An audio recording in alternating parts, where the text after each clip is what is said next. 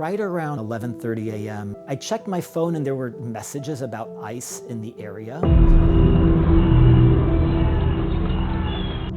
Right when I was opening my phone, I got this alert from my Ring doorbell downstairs that one of the workers had rang the doorbell.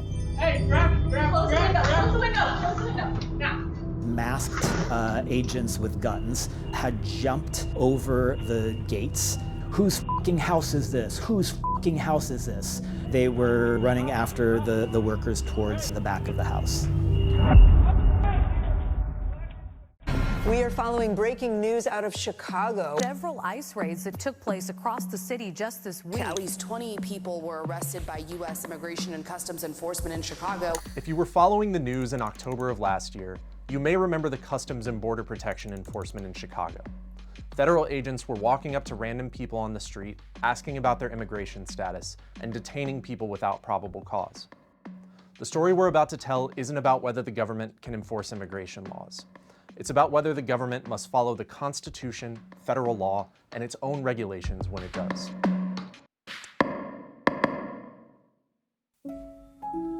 We found this house that is from the 1890s, one of the original houses from this block. We knew that over time we would have to replace the windows, which were the original windows from when this house was built back in the 1890s. And finally, in October 1st of 2025, we started doing this work.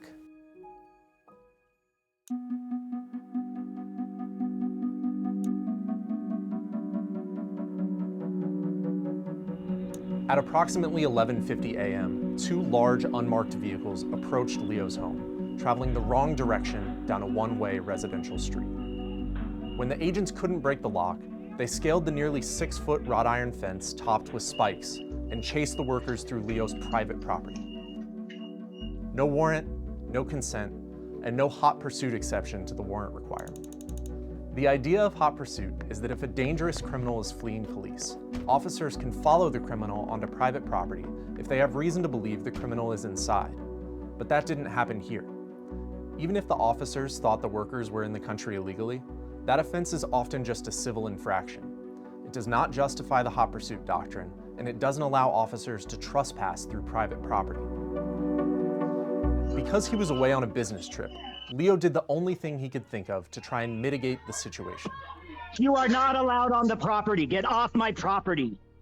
This is private property. Get off my property. You are not allowed on my property. Get off my property. The agents ignored him. I was looking at this live, right? Because I can turn on and see live what's happening on the Ring camera. I was trying to track from all the different cameras where these CBP agents were running. The CBP agents entered the garage. The CBP agents jumped on top of an air conditioning unit, and from that air conditioning unit climbed up onto the first floor balcony. Both of those areas are, my private space, right? You shouldn't be able to come up there. When the agents finally left with a worker in custody, they deployed tear gas in front of their own vehicles, even though no one was preventing them from driving away. As they're backing up, and you can see from one of the neighbors' Ring cameras, there was nothing preventing them from leaving the neighborhood. There was no one behind them. They could have just backed up. And you hear from one of the body camera videos, one of the agents say, throw the tear gas just for fun. Throw it for fun. Can I pop a gas? Gas coming out, gas coming out. And they throw the tear gas on the neighborhood. When it was over, Leo's home looked like a crime scene. But Leo wasn't the one who had committed a crime.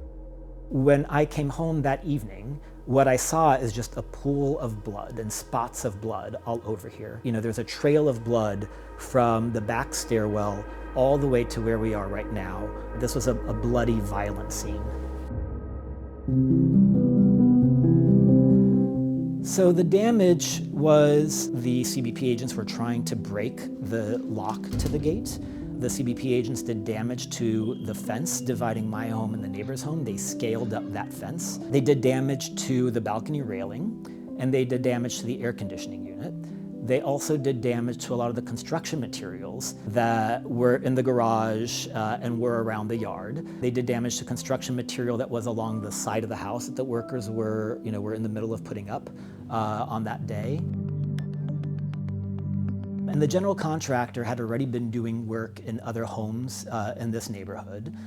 I didn't know their immigration status and I didn't ask. And so I got to know them, but only through the actual construction project itself. I didn't know them prior to the construction project beginning. Leo's Fourth Amendment rights don't depend on who was working on his house. His right to be free from unreasonable government intrusion into his home is absolute, and it was violated. We're going to hold the federal government accountable, not just for Leo, but to make clear that this cannot happen again to any American homeowner. The CBP agents had, violated the sense of safety and the sense of respect that I have for this, for where I live. I gave him plenty of warning. Go. Later, beautiful. The U.S. government has since acknowledged in writing that the raid was conducted without a warrant. Leo and IJ are now filing a lawsuit against the United States and the individual CBP officers under the Federal Tort Claims Act and the U.S. Constitution. His claims are straightforward. The agents trespassed, they caused damage, and they violated the Constitution. He isn't doing this for the money. He's doing it because holding the government accountable is the right thing to do. I'm bringing this lawsuit not because of immigration, but because of the Constitution that prevents federal agents from jumping over a fence onto private property without warrant and without cause.